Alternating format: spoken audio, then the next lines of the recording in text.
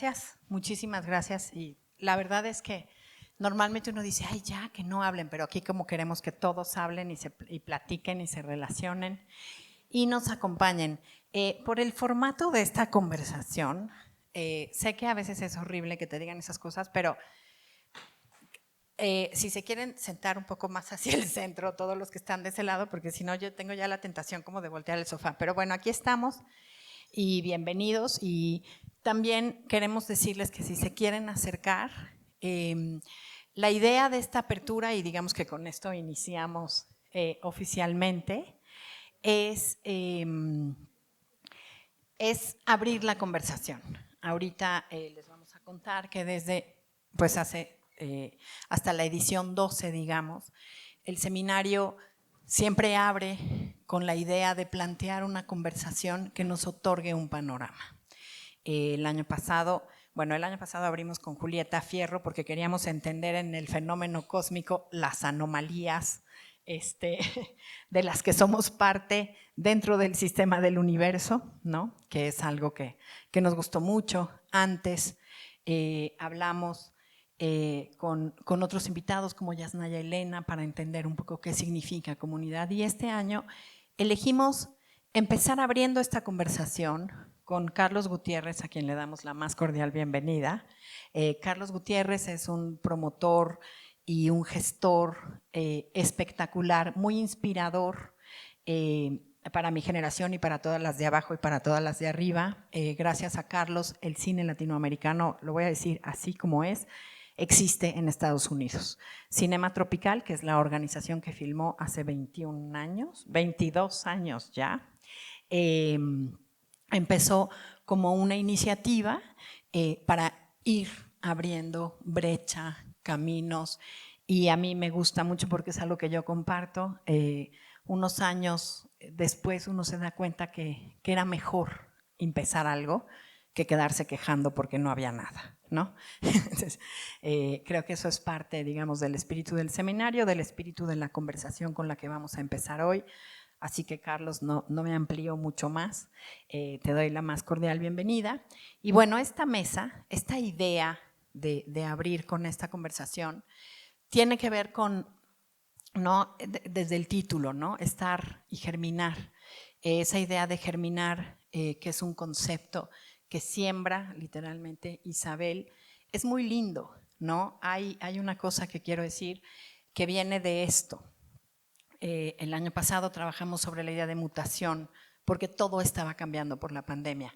Y antes de las mutaciones hablamos de las infraestructuras porque nuestros cuerpos como espectadores estaban dejando violentamente por una pandemia con una emoción que era el miedo, las salas de cine para ir al confort de la sala de nuestra casa, porque no sé qué tanto hoy podamos decir eso, porque creo que sigue todavía en un proceso en el que estamos entendiendo, pero queríamos saber desde esa infraestructura que es nuestro cuerpo como espectadores y como programadores, y desde todo eso que tiene que ver con sentarse a enfrentar la proyección en una pantalla, qué estaba pasando. Y antes hablamos de comunidad.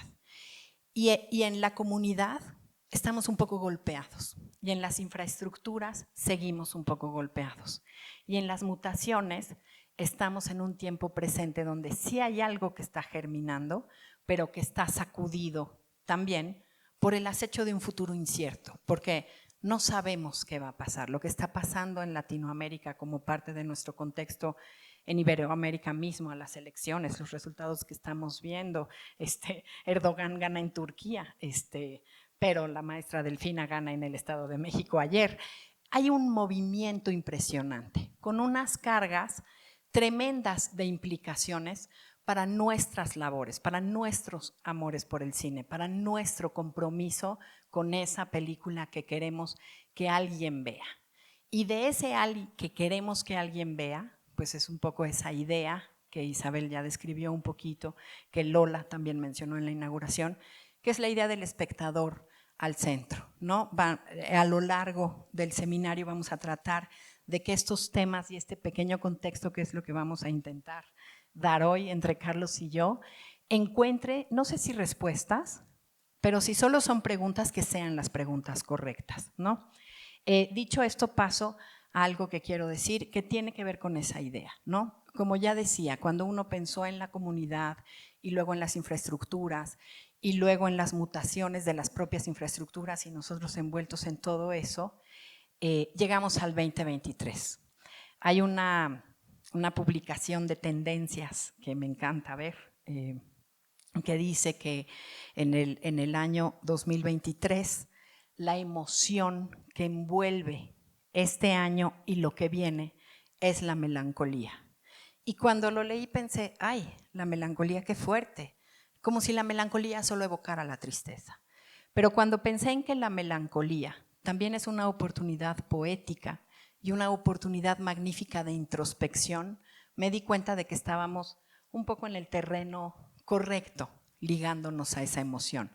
Y que esa idea de germinal, que es esta imagen que repite uno completamente, porque la vemos todos los días, porque todos en algún momento hemos caído en esa trampa cuando vemos esa plancha de concreto imposible que emana calor, y ahí entre dos bloques de concreto sale una plantita. O cuando vas pasando y ves esa pared de piedra o de cemento colado, y en un hoyito del cemento colado se hizo un nidito y también hay una plantita, ¿no? O esa cobertura alucinante, arenosa, que uno dice, ¿qué es esto? Y estás esperando un alacrán y de pronto hay una plantita. Esa plantita es la que nos identifica hoy y nos identifica también desde una idea que tiene que ver con una idea de génesis, con una idea genética, con esa idea de que en lo germinal, ¿no? Cuando oímos esas plantas que se mueren en el invierno y parece que no queda nada y de repente viene la primavera y vuelven a emerger, hay una idea de gen que se hereda. Y en estos 13 años que ya vimos que significan la fertilidad, esa es nuestra apuesta. El panorama, pues no está tan bueno. El presente, pues sí está un poco como plancha de concreto. Y con esto dicho, hay que entender una cosa y creo que con eso podemos empezar en la idea de abrir esta idea de panorama de pasados, de presentes y de futuro, que es en el que queremos establecer un poco estas líneas de conversación. Y lo hablábamos con Carlos, le voy a dejar esa provocación y le voy a ceder la palabra, que es el cine en sí mismo. O sea, yo nunca había tenido tantas invitaciones a dar talleres para hacer carpetas. IMCINE está haciendo talleres para hacer carpetas.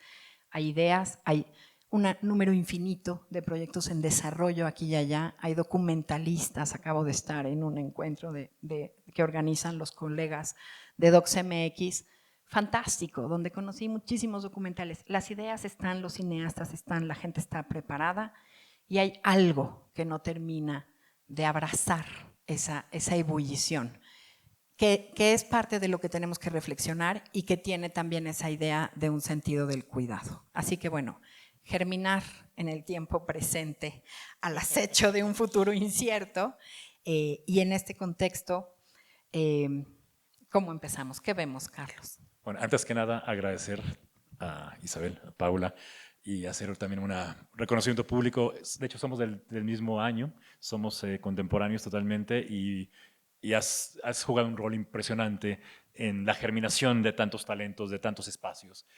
Y creo que por ahí quiero entrar. Es decir, no nos hemos dado cuenta cómo hemos florecido y cómo hemos estado a la vanguardia. Voy a aterrizar algunas ideas. Tú empezaste por la idea del cine. Creo que hay que empezar voy a empezar de lo general para ir como aterrizando en lo individual. Por una parte, yo siento que, bueno, no es que se sienta, el cine es el arte de nuestros tiempos. Es impresionante cómo el cine le ha abierto las puertas a cantidad de otras artes, a otras profesiones. Todo el mundo se lleva al cine, es decir, uno va a las galerías, a los museos, mucho es lenguaje cinematográfico. Las artes plásticas se han abocado al cine. Creo que en ese sentido el videoarte fue un paso a acercarse al cine y ya se cruzó esa frontera completamente, ¿no? Diseñadores de moda, músicos, fotógrafos, todo el mundo se ha ido al cine y el cine se ha enriquecido de toda esta creatividad. Entonces, yo creo que por una parte hay que plantear desde ahí que el cine es el arte de nuestros tiempos y el cine está en un momento maravilloso. Ahora, también algunos matices. Saliendo de la pandemia particularmente, que yo siento, bueno, el cine se lo comió la televisión de la pandemia, es decir, la única posibilidad de tener este cine fue a través de las pantallas virtuales. Entonces creo que saliendo de la pantalla también es muy importante retomar el cine como un arte escénico que es. Creo que también se nos olvida mucho, depende de un público, de un momento específico para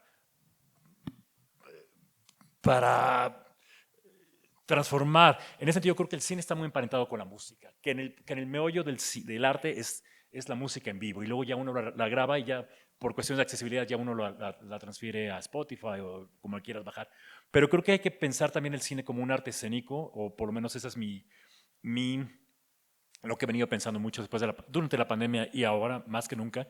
Y en ese sentido también el cine como un espacio, como un templo, no va a desaparecer, por el contrario, agarra otra necesidad. Estamos tan bombardeados por las tecnologías que irte sentado en un espacio comunal en oscurito, y proyectarte, enfocarte en algo por 90 minutos, 2 horas, ya en sí se vuelve para mí también un acto político muy, muy importante. Y también otra cosa, también en narrativas, el mundo está tan polarizado, a las grandes élites nos han puesto a dividir entre nosotros mismos cuando somos muchas veces aliados y no nos damos cuenta. Y entonces creo que el cine permite también crear esas conexiones que ya la cotidianidad nos está dividiendo. Entonces creo que también, o sea, el cine está en un punto creativo impresionante, el cine como un arte escénico, como un templo, pero también como un espacio de comunicación, de diálogo con algo más trascendental, tiene otra connotación. Y la tercera, muy importante, Latinoamérica. No nos hemos dado cuenta, es que creo que es mucho el problema, no tenemos parámetros para entender cómo hemos sido tan exitosos, cómo hemos florecido, particularmente en estos 20 años, y nos ha tocado a Paula y a mí ser testigos cuando empezábamos nuestras carreras, era impresionante. Yo quizá también por eso me tuve que ir al extranjero, porque no había muchas oportunidades. Hablando de 97, no fui en 96, pero en 97, que se hicieron nada más 7 largometrajes en México. O sea, llegamos después de la crisis del 95, se detuvo básicamente todo en seco. A lo que es 2023, es impresionante a todos niveles. Y en ese sentido, a mí me ha tocado, he sido muy privilegiado en ser testigo de primera mano de cómo Latinoamérica se convirtió en uno de los polos más importantes de creación cinematográfica en el mundo. El problema es que, bueno, esto es como un poquito el marco desde donde estoy hablando.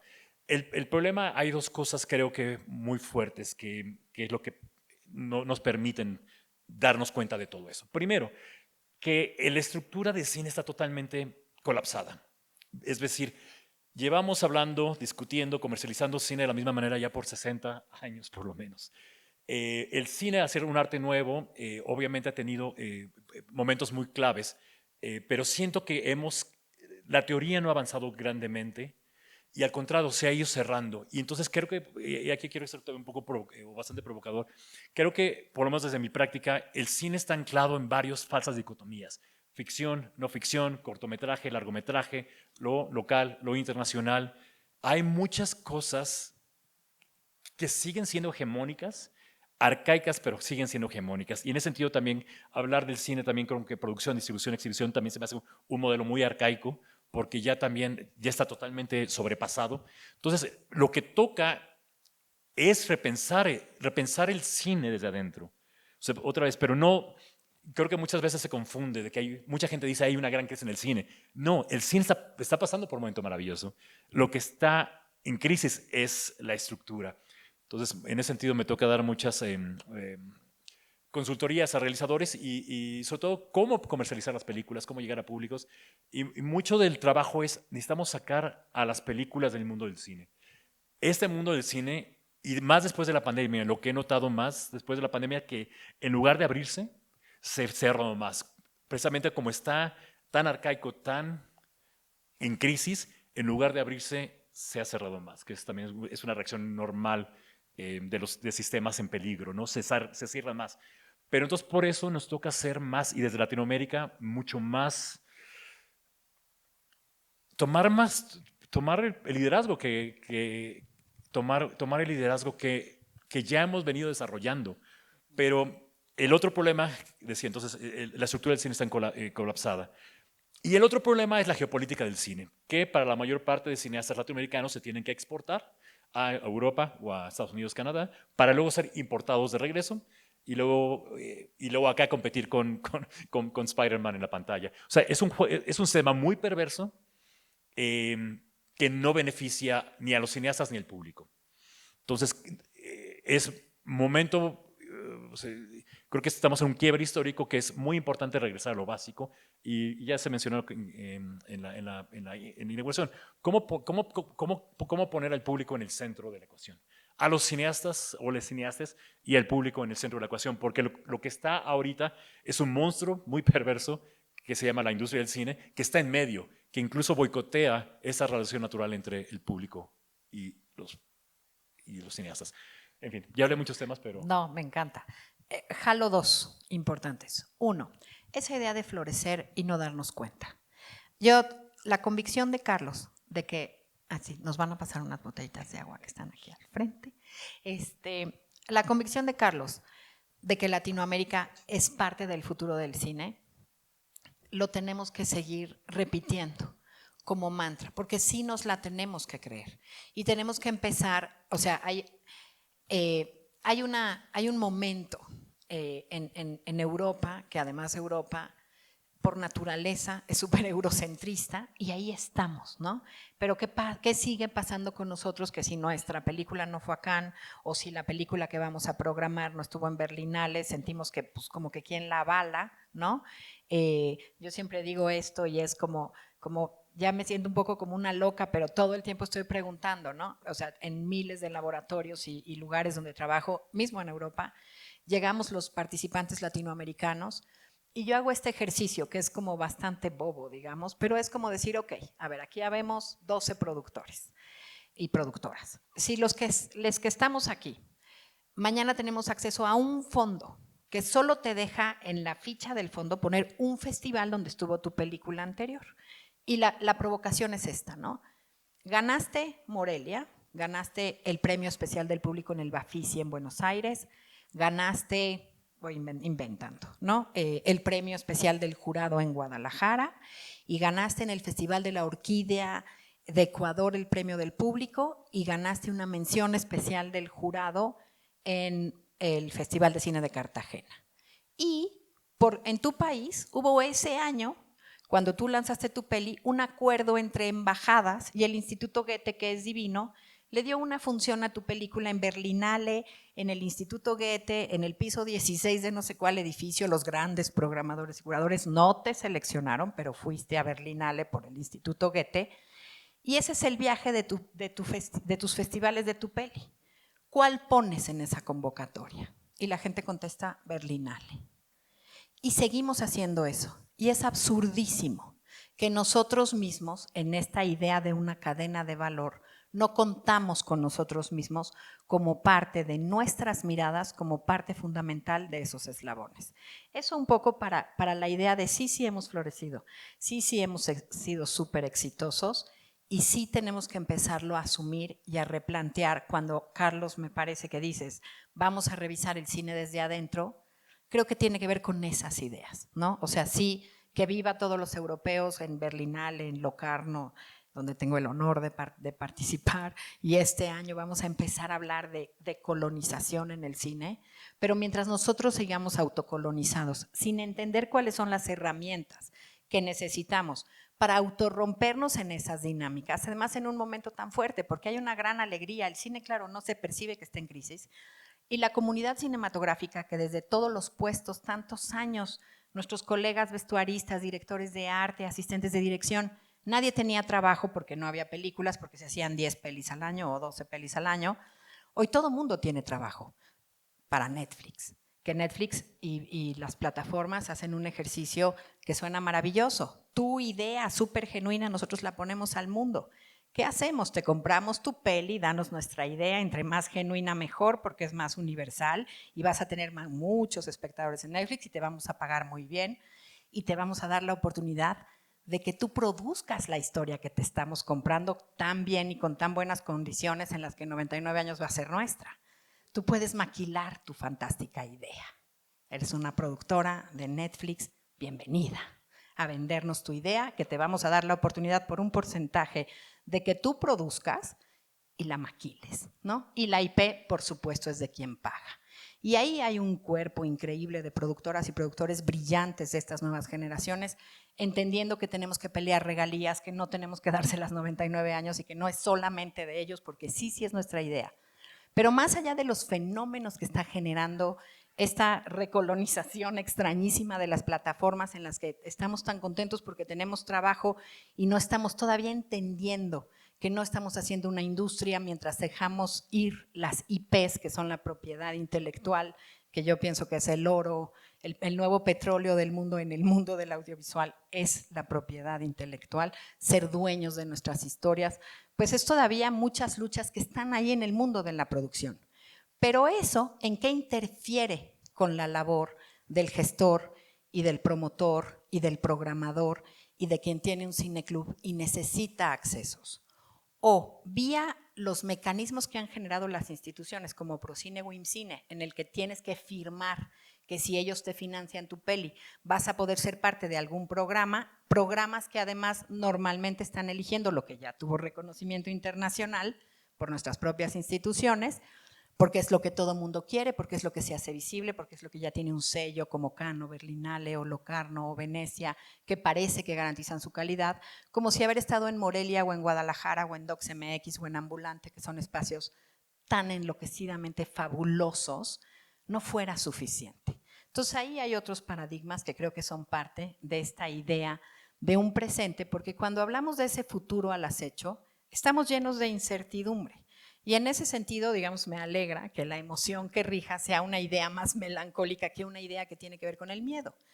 Otra vez, porque esa idea melancólica tiene una oportunidad poética para reencontrarnos con nuestras propias cinematografías y una posibilidad en la idea de lo melancólico de introspección y de entendernos. Y esa es un poco la idea, ¿no? Entender esa conversación. Entonces, ahí hay otro factor que tiene que ver con el éxito, con la idea de ser exitosos. ¿Cómo estamos ahí, Carlos? ¿Qué pensamos de eso? Tiene que ver, para mí, un tema muy importante en todo lo que dices es la validación.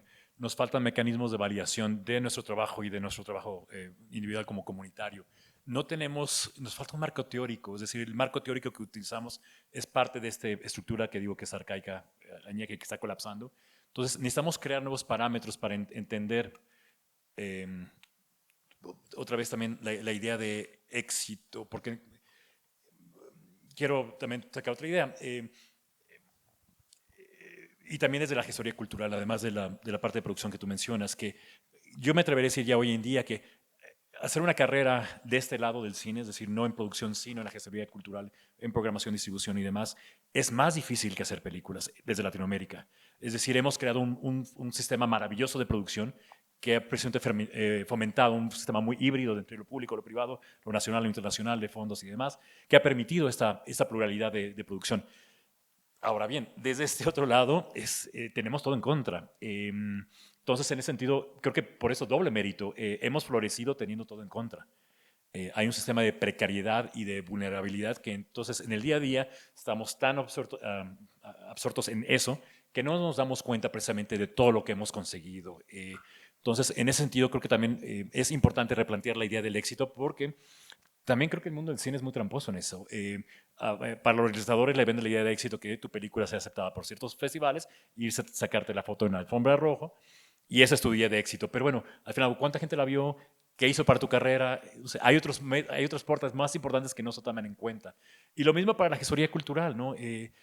No contamos con esos parámetros. Y en ese sentido, para mí, saliendo de la pandemia, y también en ese quiebre, otra vez, yo sí siento que estamos en un quiebre histórico muy importante, y no nada más en el cine, eh, en el mundo, otra vez la geopolítica se está moviendo de manera muy interesante y otra vez creo que en Latinoamérica podemos tomar un rol mucho más hegemónico, pero necesitamos creérnosla.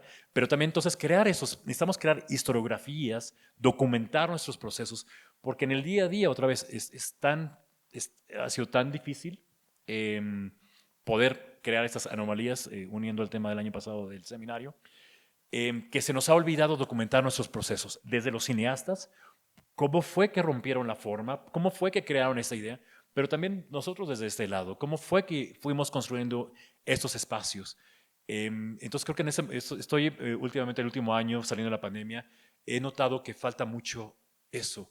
Celebrar las efemérides, se cumplen, justo andaba en Chile hace poco, en diciembre, se cumplen 20 años de una película que fue muy icónica, Sábado de Matías Vice, que fue la que abrió Sábado de Matías Vice con el éxito de Machuca, de Andrés Wood, fueron los dos que abrieron un gran panorama para el cine chileno, un poco equivalente a lo que sucedió aquí en México con Temporada de Patos, que por cierto cumple 20 años el próximo año, y Japón, que ya tiene 21 años, jugó un poco el mismo rol, pero entonces hay que también tomar esas efemérides, incluso ni siquiera el mismo director, ni siquiera Matías, se acordaba que eran 20 años. Entonces creo que también es importante a nivel documental, curatorial, ver hacia atrás, porque estamos en un gran riesgo que veo, es que si no documentamos, si no archivamos, a la siguiente generación le va a llegar ya toda esta gran producción muy mermada. Ese es el gran riesgo en este cambio de guardia, cambio histórico, que si no documentamos, si no archivamos, eh, se va a perder mucho. Va a ser, además de que ha sido un cine invisible por la mayor parte, porque no ha conseguido esos espacios de comercialización, que ya ni siquiera haya las referencias históricas. Y eso, la responsabilidad de eso es muy grande. Sí, fíjate bueno, comparto absolutamente lo que dices y me trae a la cabeza una conversación que también hemos tenido, que es bastante interesante, que tiene que ver con, o sea, con la idea de la narrativa como concepto, ¿no? Lo que estamos diciendo y lo que vamos repasando de nosotros mismos. En la inauguración de este FICUNAM, una de las cosas que celebrar, ¿no? Que yo me hacía pregunta, decía, híjole, qué paradójica esta emoción, porque celebraban Umbrales, que es la sección de cine experimental, ¿no? Y entonces Mariano Varo dice, no hombre, gracias al trabajo de FICUNAM y a esta conversación, ahora hay una categoría en IMCINE para apoyar el cine documental, ¿no? De cine experimental, perdón, documental ya lo apoyaban desde antes. Y yo pensaba, pues, está buenísimo, ¿no? Está increíble. Yo tengo gente queridísima, como una que está aquí, que hace cine experimental y que encontró un espacio y que está contentísima de que su película encontró un lugar en FICUNAM, y lo hemos hablado desde esa lindísima emoción. Estoy hablando de la cineasta Elena Solís, vayan a ver su película. Pero lo que es importante de pensar en esto es, bueno, o sea, eso es de verdad lo más novedoso a lo que podemos llegar, ¿no? O sea, que Cristian Calónico se siente aquí a decir, pues sí, sí estamos abriendo la convocatoria de cine de investigación y pues entran dos, pero uno no sirve porque no paga sus impuestos, y abrimos una convocatoria para apoyar espacios, pero los cineclubistas en la Ciudad de México, que son realmente los que tienen el cine en las manos para realmente esa idea perversa, sistémica de cómo debe de verse el cine, en donde desde el año pasado se abrió esta conversación, que es a lo que quiero llegar. Las grandes cadenas no son nuestro futuro. ¿Y cuál es la gran oportunidad de la pandemia? Y lo conversamos. La idea de los nichos, la idea de entendernos como comunidades, la idea de encontrar con quién queremos hablar, la idea esa empática en la que eso que describió Carlos, que es brutal, ¿no? Que es como tú haces tu peli, te compra un distribuidor alemán o tienes un distribuidor francés, sales en la foto, te haces muy famoso. Gracias a eso tienes un distribuidor en México porque se emocionó, porque ya tienes esos festivales, y ese distribuidor en México, la sala grande de exhibición, la gran cadena, no respeta tu estreno. Ya haces 3 chicles y la historia de éxito quedó en tu foto en Cannes, con tus actrices y con tus actores, ¿no? Celebrando un triunfo, y después quienes realmente son la base de eso, quien realmente somos los que estamos entendiendo que seguimos necesitando como el arte de nuestra era, el cine, para seguir pudiendo crecer, hacer cultura, elaborarlo, heredar algo que haga sentido con una historia contemporánea bien registrada, reciente, empieza a llenarse de vacíos, ¿no? Yo misma, mi última experiencia con una película que produje durante la pandemia fue loquísimo, porque era como si la casa productora, que los amo, son mis amigos, hicimos esa peli y es hermosa, pero si la casa productora seguía posteando en sus redes las fotos de la alfombra roja, porque fuimos a Málaga y no sé qué, y el exhibidor, que es el distribuidor, que es una de las empresas con más años, que además tiene una tradición hermosa, que lo hace muy bien, que es Nueva Era, que son los que hacen el tour de cine francés y que también tienen un compromiso cultural en su relación editorial y curatorial con el cine. Y las salas grandes que nos programaron, pues duramos una semana y nos vieron muy poca gente. Y yo en mi casa daba vueltas, en mi comedor, que es ovalado, entonces no daba vueltas redondas, sino ovaladas, diciendo todo el tiempo, ¿cómo llegué a este punto en el que la casa productora con la que hice esta peli, el distribuidor y la sala de cine, nadie entiende la película que hicimos? Nadie la entiende. O sea, lo que estábamos promoviendo, los artes, no le hablaba a nadie que nosotros pensáramos que es nuestra audiencia. No le hablaba a nadie con la que la directora, con la que duramos 8 años juntando el dinero para hacer la película, queríamos que fuera, que lo vieran las chavas jóvenes del norte mexicano, porque el no voy a hacer un anuncio de la película, pero al final la cadena perversa caduca.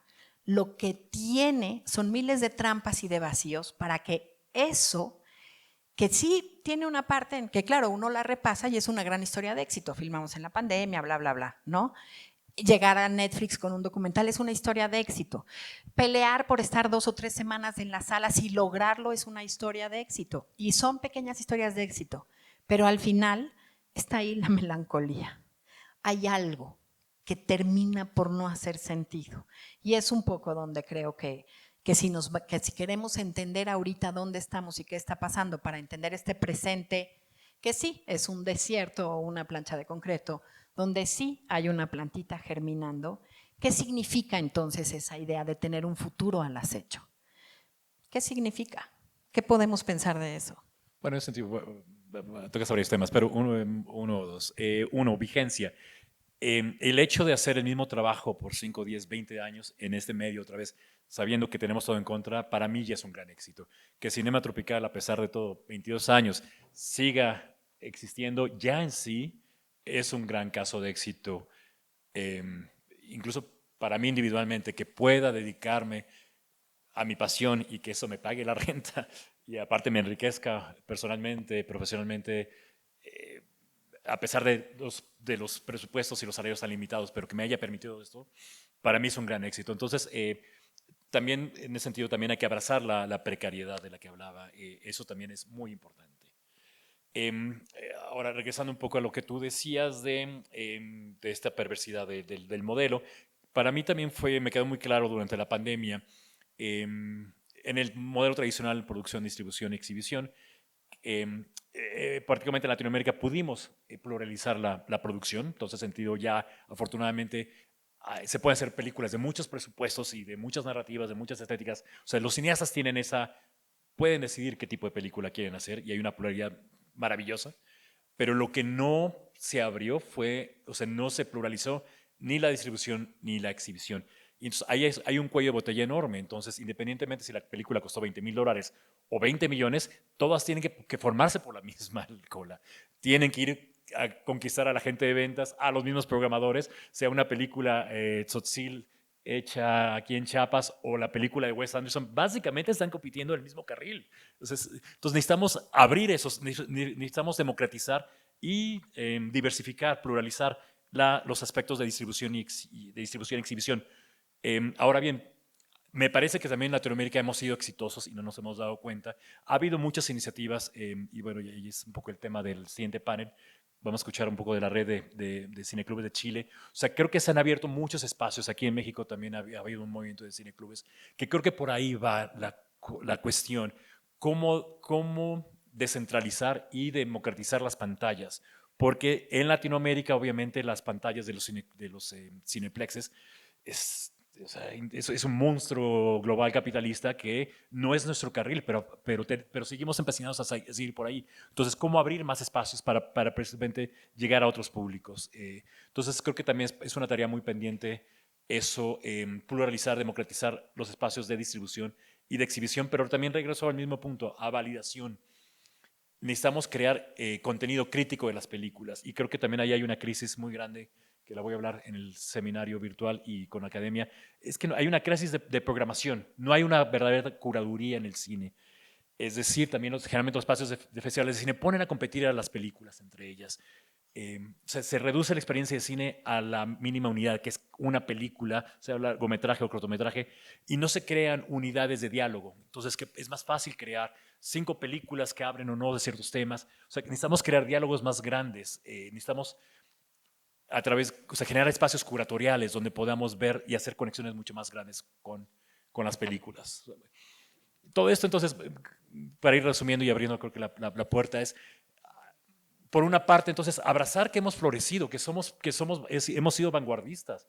Entonces, crear esos parámetros para darnos cuenta de eso. Y la otra importante es los retos. Obviamente hay muchos retos.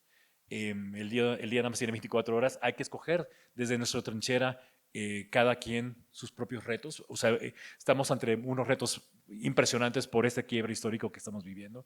Entonces también es muy importante ser muy estratégicos. Y para acabar la idea, y no es cosa de inventar el hilo negro, porque también creo que es un problema de cada generación, ¿no? Como que, o sea, no es plantear todos esos problemas desde que no hay nada, de que hay que empezar desde cero. No, es nada más atar, crear redes horizontales, porque ya está sucediendo. Pero o sea, yo muchas veces digo, no hay que inventar el hilo negro, es nada más atarlo, está totalmente fragmentado. Entonces creo que eso es importante también. No es de que estemos empezando desde cero, no, ya tenemos todo el andamiaje, es crear los parámetros para darnos cuenta. Y que también sean casos de estudios internacionales, eso también es importante, que no, en lugar de que nos vengan a insertar los modelos de comercialización y de validación desde Norteamérica, bueno, desde Canadá y Estados Unidos y Europa. No, nosotros necesitamos también exportar nuestros propios modelos, crear también casos de estudios, modelos de cómo hacer nuestra experiencia, nuestras historiografías, también un caso de estudio exportable. Creo que también es un gran reto importante que tenemos que hacer hoy en día. Buenísimo eso que dices.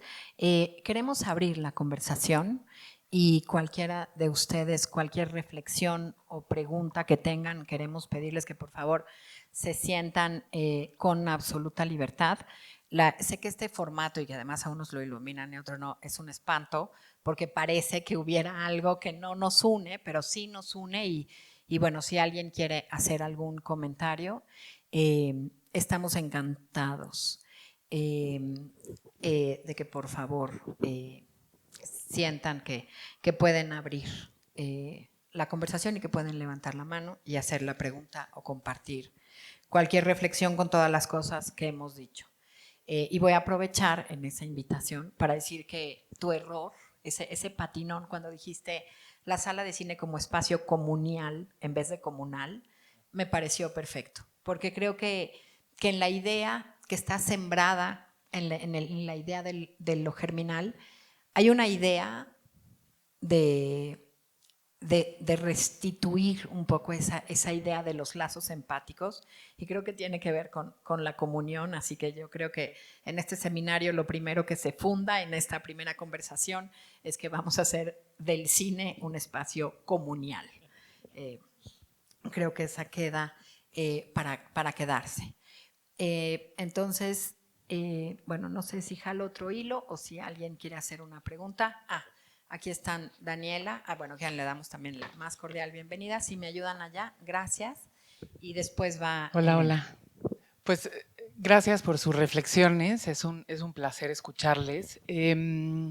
Una de las cosas que creo que en la que se ha quedado el cine como encapsulado es que a pesar de que todas las artes se han alimentado del cine y han integrado el cine bajo otras lógicas, que no es la lógica comercial, el cine se ha quedado encapsulado en una lógica comercial en la que el valor del producto es directamente proporcional al número de boletos o espectadores que lo consuman, ¿no?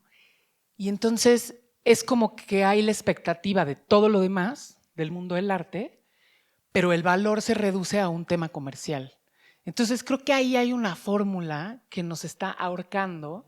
Evidentemente quiero pensar en germinar en el tiempo presente, o sea, como bajo el acecho de un futuro incierto, pero creo que no va a suceder mientras la lógica del valor de lo que hacemos esté limitada por un tema puramente comercial y puramente industrial. Nada más era como...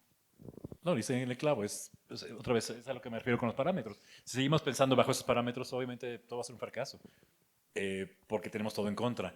Eh, y sí, y yo me he cuestionado mucho por qué en otras artes, o sea, básicamente incluso producción, distribución, exhibición es un modelo totalmente capitalista, es igual que zapatos, se producen zapatos, el distribuidor los lleva a la tienda, la exhibición es la tienda donde el consumidor la vende y el excedente de la venta es lo que se llama, financia la producción. Entonces, ¿por qué estamos tan obcecados en el mundo del cine todavía con esa fórmula?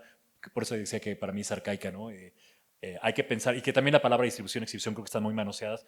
¿Qué hablamos cuando hablamos de distribución? Porque conozco cantidades de directores, cantidad de películas que consiguen distribución, pero ni las películas se ven, ni los directores ganan nada de dinero, y tampoco les ayuda en levantar la siguiente película. Entonces también hay que crear, creo que hay que ser mucho más puntuales de lo que estamos hablando, precisamente para crear estructuras más afables. No, y eso de la nuestra distribución, práctica. perdón, enriquezco el comentario, así en la emoción. No, es que sí es brutal, porque entonces sí tienes distribuidor. Y me hiciste recordar, una vez estaban entrevistando a Jaime Romandía, que cuando produjeron Post Tenebras Lux, y el reportero llega, no, así de micro, y Jaime Romandía era Mantarraya, el productor de Carlos Reigados. Mantarraya, exista hoy, no exista hoy, una historia de éxitos, de modelos, de renovación, por donde lo veamos, con un catálogo de distribución que también nos hizo ver en México una diversidad de películas espectaculares. Pero el punto de la anécdota es que viene este reportero y le pone el micrófono así, después de su estreno en México, después de haber ganado la Palma de Oro de Mejor Director en Cannes, era Post Tenebras Lux, y le dice, ¿y cómo se siente usted con el fracaso del estreno de Post Tenebras Lux?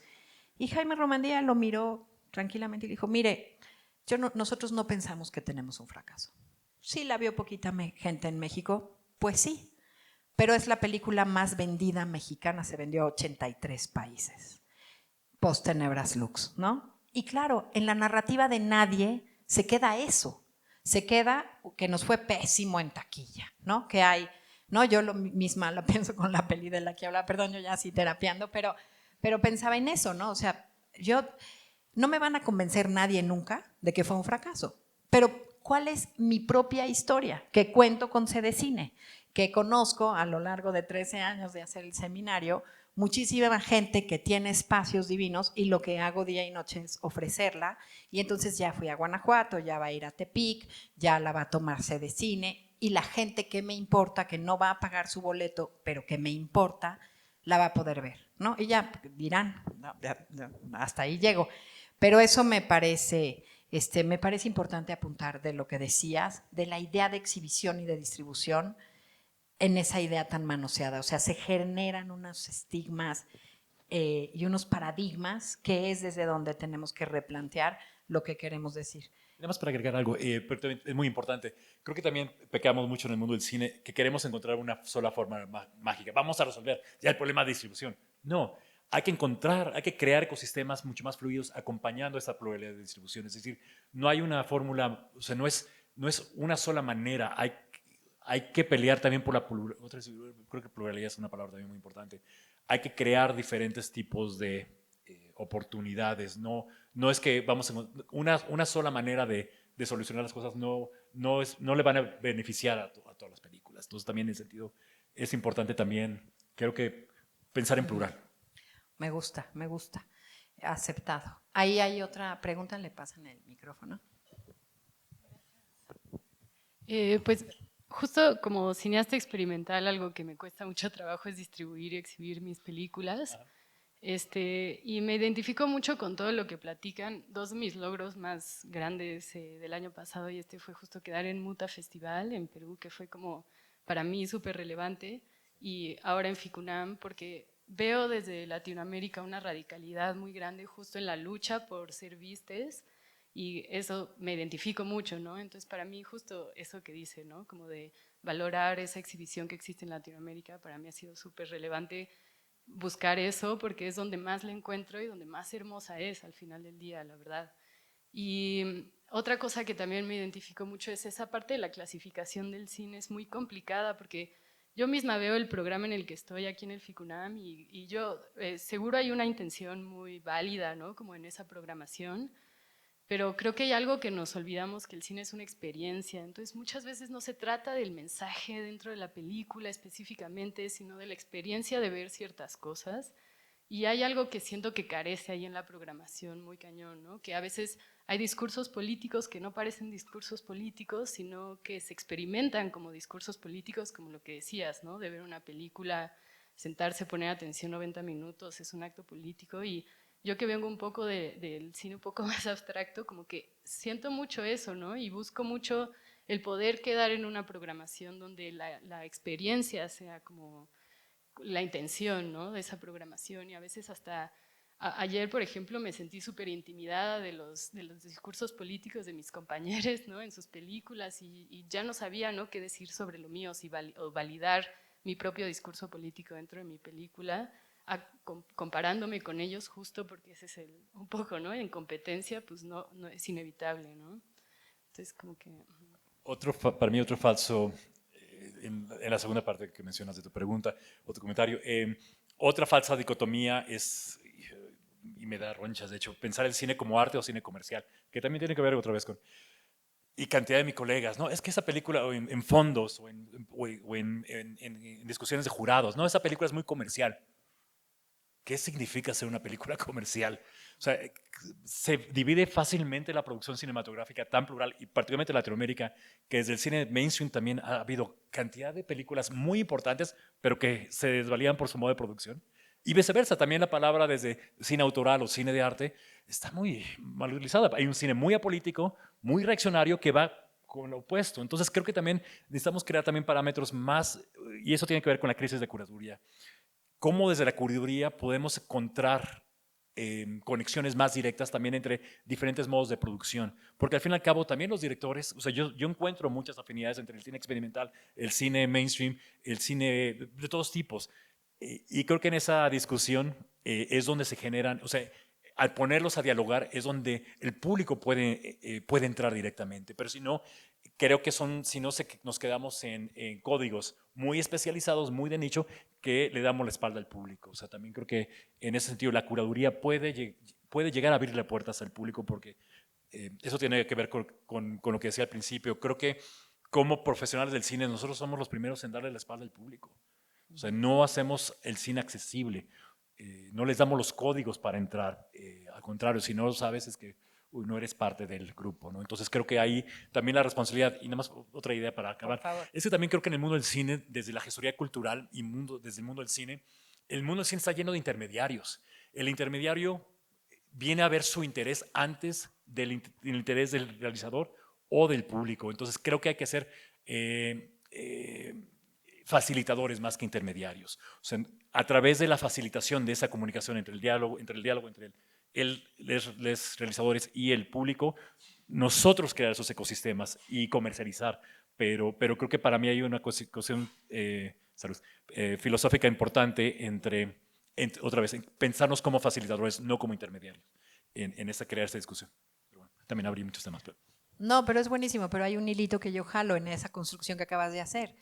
Ella mencionó la palabra experiencia, ¿no? Entonces, si nosotros seguimos pensando que el espectador son boletos vendidos o números en taquilla, esta conversación que propone este seminario, que tiene que ver a lo largo de todas estas mesas, la idea del cine como una herramienta para pensar, para reflexionar, para hacer un ejercicio introspectivo, para enriquecernos culturalmente, para reconocernos una y otra vez en nuestras diversidades desde esa perspectiva plural, que, ¿no? Yo sí, plural y comunalidad llegaron para quedarse. Hay un poco como mucho para pensar en esa idea de que también es una experiencia. No tiene, o sea, está muy bien si en el cine experimental hay una oportunidad de hacer miles de manifiestos, y un acto poético o un acto político tiene un valor increíble en la oportunidad de brindar una experiencia. Pero mientras no entendamos esa idea del espectador al centro y la revisitemos, es otra vez todos vueltos locos. Y en la idea de la dicotomía, voy a decir esto, que así lo tengo que decir, que me acaban de hablar para ver si quiero ser como consultora y revisar a unos productores amigos queridos además, una carpeta de Ficine. Y entonces me dio mucha risa porque me hablaron y entonces tenían como una así de, oye, es que te queremos invitar porque vimos que te ganaste el Eficine con tal película, que era una comercial, para un estudio donde trabajaba en la edición. Entonces queremos ver si te podemos contratar de asesora para nuestra carpeta. Y yo, ay, sí, claro. No, sí, por supuesto, la chamba uno no le va diciendo que no. Entonces, sí, claro, les ayudo con mucho gusto. Entonces, de repente hacía un silencio rarísimo. Entonces, de repente, oye, Paula, es que tenemos algo que decirte. ¿Qué? Es que es una peli comercial, o sea, no es de las pelis esas que a ti te gustan. Y yo decía, o esta gente no se da cuenta que tengo 2 hijos adolescentes y que he visto todas las películas de superhéroes y que me sé los diálogos de principio a fin de Capitán, ¿no? de Nemo, de Toy Story y tal, porque las vieron mis hijos y como los niños ven 80 veces cada película, se aprenden los diálogos y por ende sus papás también. Y yo pensaba, qué increíble, o sea, lo nervioso que se pusieron para decirme que sí, que me querían contratar, pero que era una peli que no me iba a gustar. Y a mí, o sea, es muy raro porque por un lado dices, bueno, pues vamos a ver el guión, igual aunque esté comercial, esté muy bueno, ¿no? Hay historias que funcionan. Y luego por otro lado estuve tentada de decir, bueno, entonces sí, ¿por qué está malísima? ¿Por qué la quieren hacer? ¿Para que les dé dinero el Eficine? Digo, de mierda estamos llenos, perdón, con el debido respeto a todos nuestros escuchas y audiencia de hoy. Estamos llenos hasta el copete, o sea, lo que nos oferta el universo industrial, el cine comercial del que hablaba Daniela, las historias exitosas, ¿no? Es un desastre.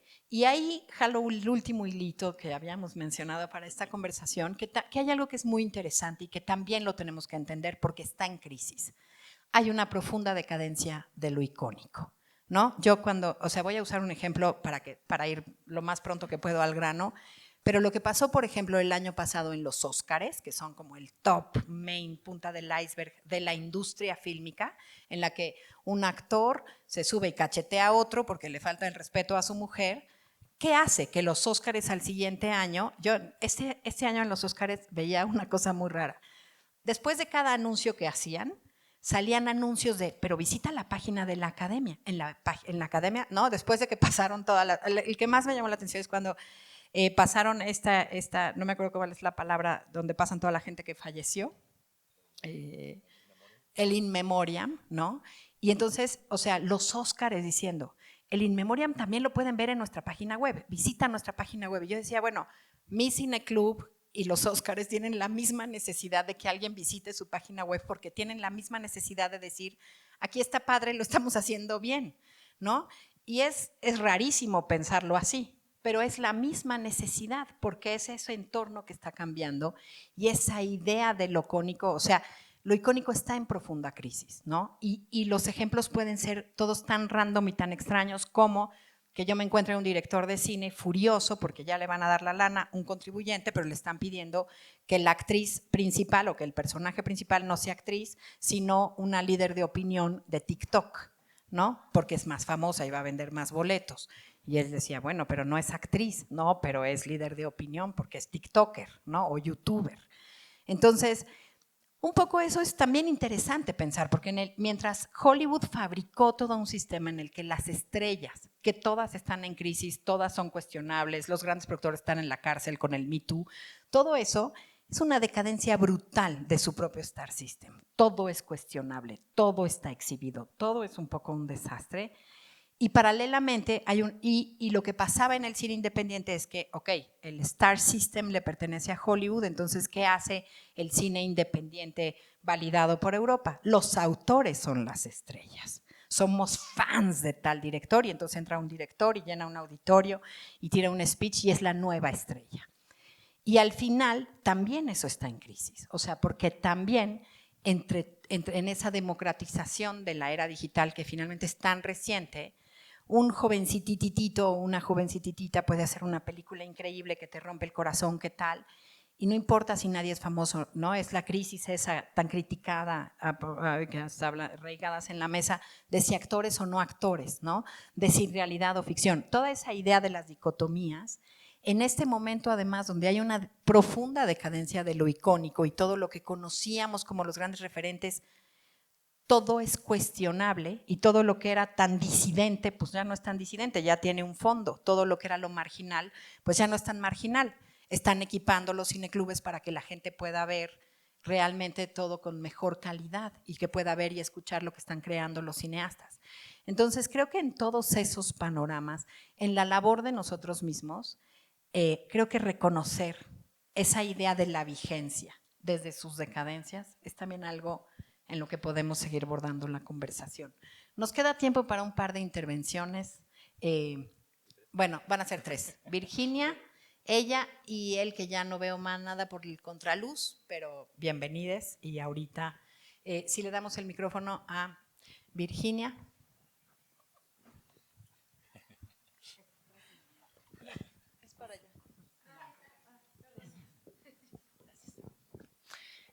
Muchas gracias. Es muy difícil procesar todo lo que se dice en este tipo de espacios, pero me gustaría solo recuperar y cuestionar como algo que veo que está como un poco ausente y que lo mencionó Calónico, que tiene que ver con la investigación, que tiene que ver con la formación y que tiene que ver con la academia, sobre todo estando aquí en un festival que es extremadamente especializado, muy exquisito, con una curaduría también como muy arriesgada, muy propositiva, pero que también está centrada en las zonas privilegiadas de la universidad, ¿no? Entonces, ¿cómo desde esta dinámica de cómo aprendemos el cine, cómo lo percibimos desde la reflexión metodológica, teórica, reflexiva, historiográfica, cómo también hay una ausencia también, ¿no? Quizá para el próximo año estaría muy bien pensar en cómo los centros formativos para la producción, para el análisis, para las distintas áreas del cine pueden tener un lugar en este seminario, porque están ausentes aquí. Y hace rato estábamos hablando con Sergio de esta relación, nosotros que venimos del ámbito académico, esta relación tan complicada que tenemos de ser exhibidores y también de estarnos dedicando a la investigación, ¿no? Porque hay también una relación fracturada, ¿no?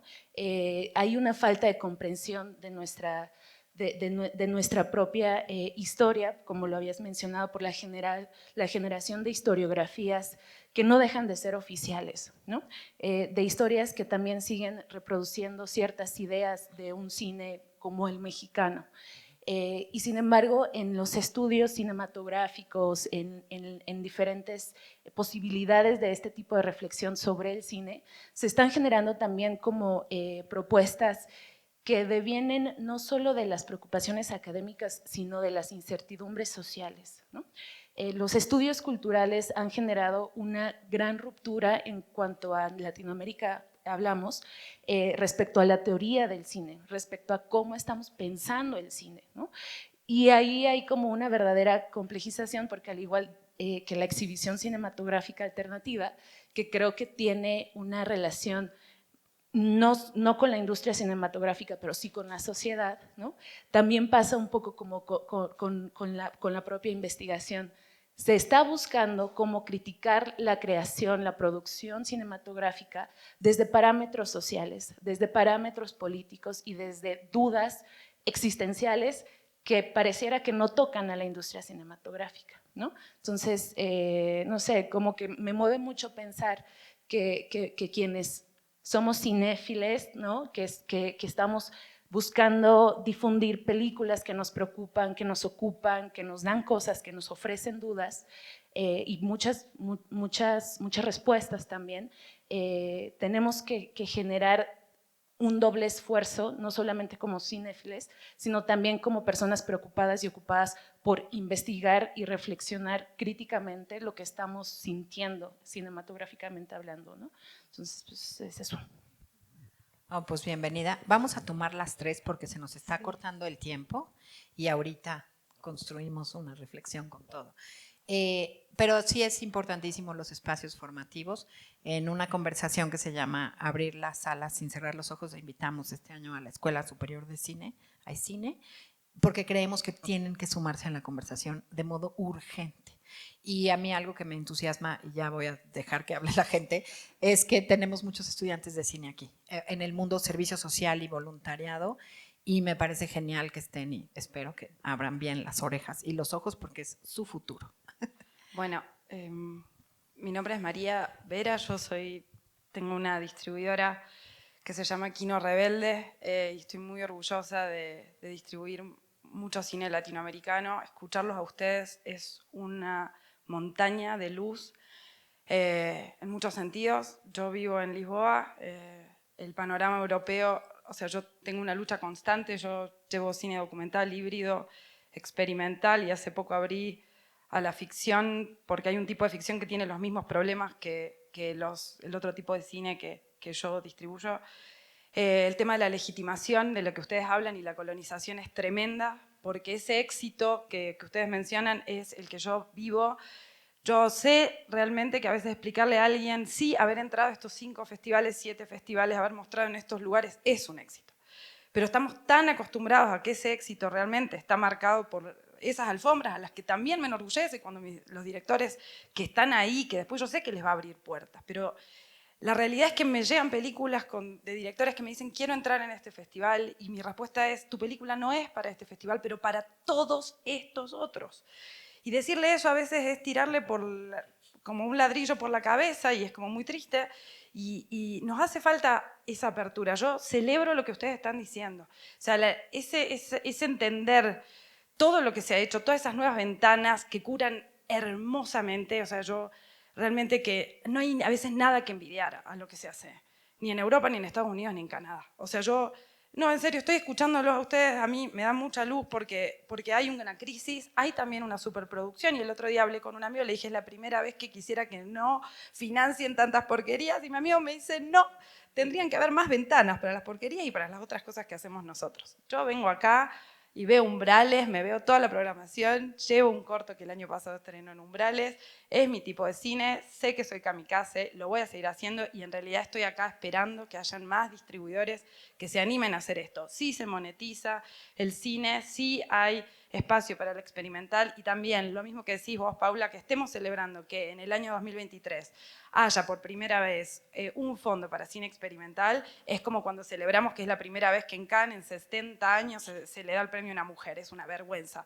Tendríamos que decir que es un horror, o sea, y nos paramos ahí, de estar en ese medio entre celebrar, entre decir por fin, y voy a decir lo último que quería compartir, una vez me senté adelante de un broadcaster, un representante de una televisora y me dijo, amo tus películas, pero son demasiado avant-garde para nosotros. Fue un piropo, la verdad, que yo sentí, dije, qué lindo, y después pensé, qué pena que subestimen tanto a sus espectadores, que no le den ese espacio para las películas lentas, que no les den ese espacio para un tipo de cine que necesita no solo ser visto, los espectadores están cansados de ver siempre lo mismo.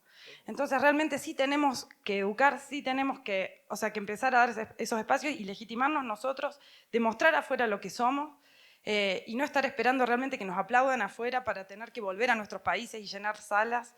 Hay una lucha ahí y nada, solo eso. Estoy feliz de escucharlos porque esto allá no lo escucho. Y, bueno, y creo que los dos temas, vamos a tomar temas de ambas cosas en el siguiente panel. Creo que vamos a seguir la conversación. Pero no, también quiero ser muy puntual. Digo, también felicidades por la gran labor que haces. A lo que me refiero con la pluralidad. Necesitamos más gente como tú, más agencias, más agentes de ventas, más distribuidores como tú. Exactamente. Sí. Mi nombre es Bernardo Rusi y yo me dedico a hacer estudios de públicos para el cine y los distribuidores y cuando hacen un guión, etc. Y ya hablo desde ahí. Yo lo que he visto es que hay un problema en la gente que hace cine porque muchas veces te das cuenta que no piensan en el público, que piensan como artistas y que un artista muchas veces, la mayoría, lo que hace es, pues, ¿qué me importa el público? Yo aquí digo lo que quiero expresar de la forma más estética posible y va. Y luego ves y oyes a los distribuidores y ellos sí se vuelcan al público, pero ven al público por lo que ya les gustó. Y entonces comparan tu película con algo que generó algo pero como se parece, pues por ahí va a ir la ruta de tu película. Y luego ves a los exhibidores de Cinemex y Cinépolis, y lo primero que les preguntan a los productores y directores es, ¿para quién crees que va tu película? Y de este lado no pueden contestar. O sea, son experiencias que he tenido, y ahorita escuchándolos, me quedo pensando en dónde podría empezar a construirse, o sea, está construyendo una alternativa a todo esto para que el cine pueda tener públicos y no nada más depender del cine, lo que llaman comercial. Una vez un cuate me decía, cuando estudias guionismo en Estados Unidos, en las escuelas te preguntan, no sé si es cierto, pero eso comentaban, ¿tú qué quieres hacer? ¿Cine comercial o de festival? ¿O de arte? Y Falsas dicotomías. Y lo tenían, según esto, muy claro, porque decían, pues si es de arte, vete a festivales, y ahí te van a ver. Porque ahí sí exhiben eso. Y si es comercial, pues es otro cine, y vete acá, a estos guiones, ¿no? Entonces, el curador, y esa es mi pregunta, ¿el curador puede ser uno de los posibles actores en este mundo que ayude a conectar contenidos y públicos? El distribuidor, para lo que yo he visto hasta ahorita, no me alcanza. El que hace cine, pues tampoco tiene la formación para eso, porque se formó para hacer cine. Aunque yo digo que no estaría mal que le enseñaran otras cosas en la escuela, pero bueno, ¿no? Y luego, entonces, el curador es una figura que yo conozco de los museos, de la museografía, ¿no? Y cuando yo he platicado con curadores de museografía, me llevo la sorpresa de que sí se preguntan cosas sobre cómo el público va a mirar la obra que ellos quieren exponer. Entonces, pero yo no he visto que haya curadores en el cine.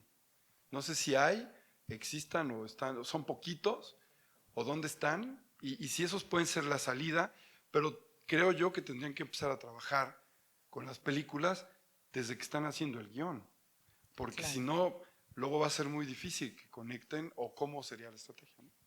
Bueno, es todo un seminario en sí mismo, tratando nada más como cosas muy puntuales. Una, yo separaría a los realizadores de esta cuestión en el sentido de que yo lo vivo en Estados Unidos, se les pone, además de hacer la película, tienes que comercializarla y encontrar tus públicos. No, hay que proteger a los realizadores. Ya crear una película es demasiado presión. Entonces creo que en ese sentido yo sí sería muy cuidadoso de separar a los realizadores. Ahora bien, sí necesitamos crear todo este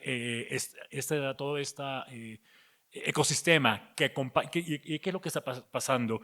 Falta mucho de este andamiaje que acompañe a los realizadores y al público. Pero las hay. O sea, también creo que hablando de que no hay que inventar el hilo negro, hay muchas iniciativas que han sido muy exitosas. Ambulante, por ejemplo, tanto de curaduría como de crear públicos, de acompañar, de llevar a los realizadores a diferentes públicos. Entonces, también las hay. Creo que un poco más bien desde la academia es que la academia se tarda en... Son procesos mucho más largos. Entonces, creo que, y ahí tiene que ver con lo que planteaba Virginia, cómo crear conexiones más directas también con la academia. Y tenemos muchos aliados en la academia que también saben que es más importante crear vínculos más directos y más urgentes con lo que está pasando en la praxis. Entonces, en ese sentido, creo que sí ahí tenemos un ecosistema muy rico, pero también hay que entonces crear esos espacios para que también desde la academia los vayan pensando y creando modelos de estudio, porque ya los hay. O sea, no estamos empezando desde cero, sí hay toda esa estructura. Vamos a tener que parar aquí y Carlos va a moderar la siguiente charla, así que vamos a jalar todos estos hilos. Bernardo, te vamos a necesitar. Cada que llegue un cliente, recuérdales que lo icónico está en profunda decadencia y que eso que creen que vende no está vigente, está out. Bueno, con eso cerramos esta mesa. Muchísimas gracias, Carlos. Muchísimas gracias. Vamos a reconfigurar esto estando aquí porque el tiempo ya nos persiguió y en 3 minutos Isabel Rojas estará presentando a los ponentes de la siguiente mesa y gracias chicos que me ayudan a incorporar los lugares para los que van a participar en la siguiente mesa.